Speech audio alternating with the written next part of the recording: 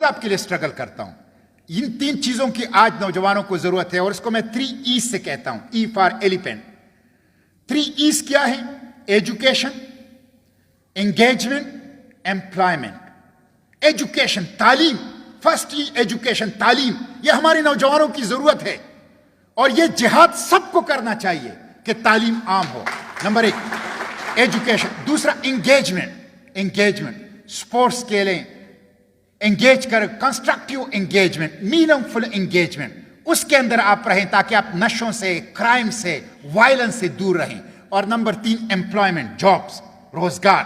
خواہ وہ روزگار انٹرپرینورشپ ہو اور خواہ وہ پرائیویٹ جابس ہوں، خواہ وہ سرکاری جاب ہوں، لیکن یہ 3 ایز ایجوکیشن، انگیجمنٹ، ایمپلائمنٹ یہ ہمارے نوجوانوں کی ضرورت ہے. ہم ریاست سے بھی مطالبہ کرتے ہیں، ہم حکومتوں سے بھی مطالبہ کرتے ہیں، اور میں تو سینٹ کے فلور اور میڈیا پہ بھی یہ مطالبہ کرتا ہوں کہ دیکھیں یہ 3 چیزیں ہمارے نوجوانوں کو دے دیں.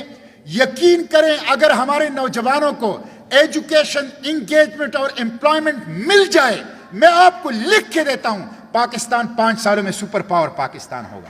سپر پاور پاکستان ہوگا. بدقسمت یہ ہے 2022 کا جو بجٹ ہے، 2022 کا بجٹ 9,500 ارب روپے کا بجٹ ہے. آپ کو پتہ ہے 9,500 ارب روپے بجٹ میں تعلیم کا بجٹ کتنا ہے؟ 97 ارب. آپ کو پتہ ہے 9,500 ارب روپے بجٹ میں HEC کا بجٹ کتنا ہے؟ ہائر ایجوکیشن کمیشن کا 65 بلین، 65 ارب.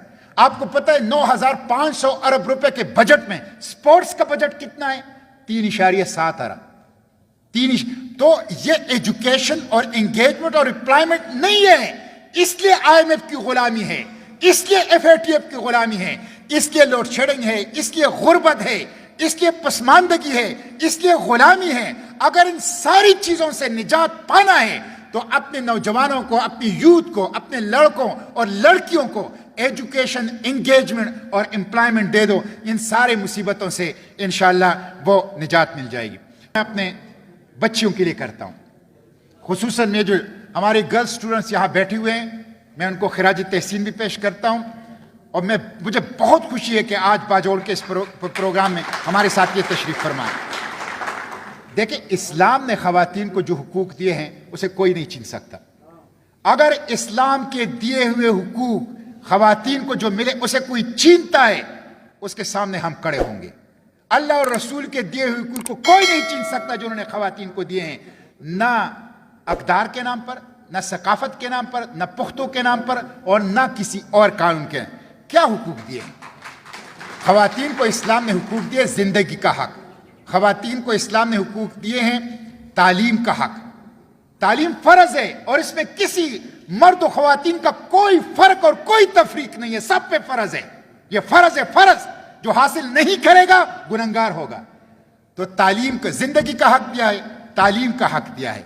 اس کے ساتھ ساتھ اپنی پسند کی اور اپنی مرضی کے رشتے کا حق دیا ہے. جب میرے پیغمبر صلی اللہ علیہ وسلم نے خود اپنی بچیوں سے پوچھا ہے رشتے کے لیے، تو میں کون ہوتا ہوں، کوئی اور کون ہوتا ہے جو اپنی بچیوں سے رشتہ طے کرتے ہوئے پوچھے نہ، اس سے مشورہ نہ لے.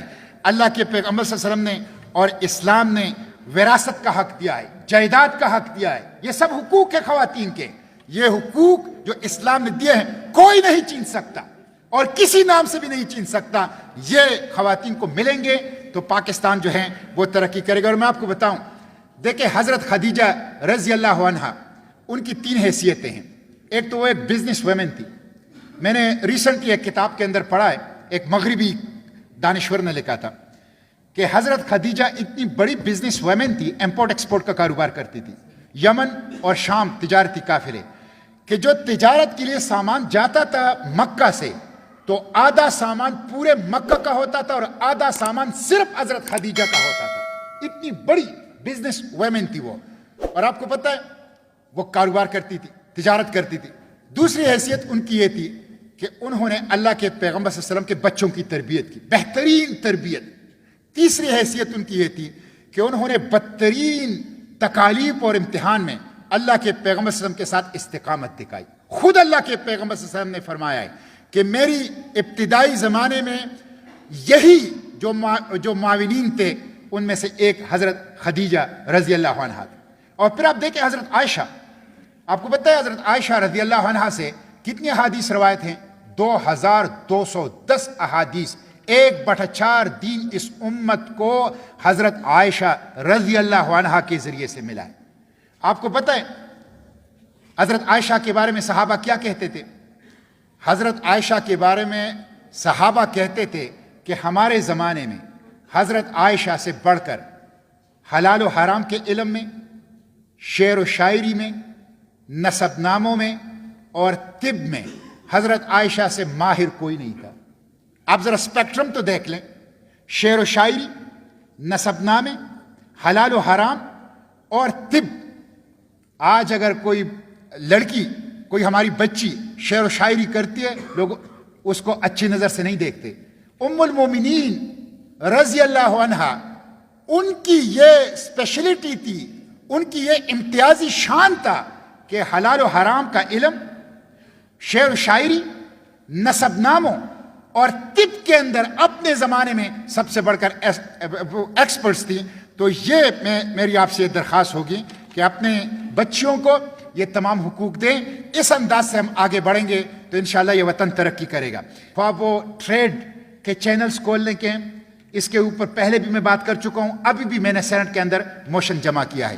اسی طرح جو قبائلی نوجوانوں کی جو ایم ڈی کیٹ کے اندر یا جو میڈیکل کالجز کے اندر یا جو پاکستان کی یونیورسٹی کے اندر کوٹا ہے، مسلسل اس وقت وہ اسٹینڈنگ کمیٹیز کے اندر انڈر کنسیڈریشن ہے، اور میں اس کا موور ہوں، مستقل اس کے اوپر بات کر رہا ہوں کہ ان کو میڈیکل کالجز کے اندر، پاکستان کی یونیورسٹیز کے اندر جو کوٹا ہے اور جو فری آف کاسٹ ایجوکیشن ہے وہ ملتی رہی۔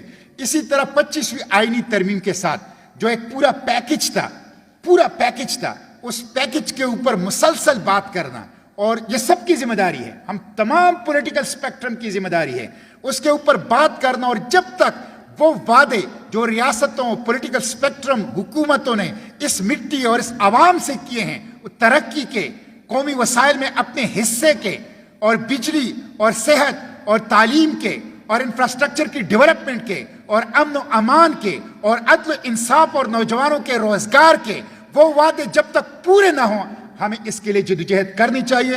میں آپ کا پارلیمنٹ کے اندر، سینٹ آف پاکستان کے اندر ایک نمائندہ ہوں، انشاءاللہ یہ جدوجہد اور یہ کام آپ لوگوں کے ساتھ مل کے کروں گا، اور اس وقت تک کریں گے جب تک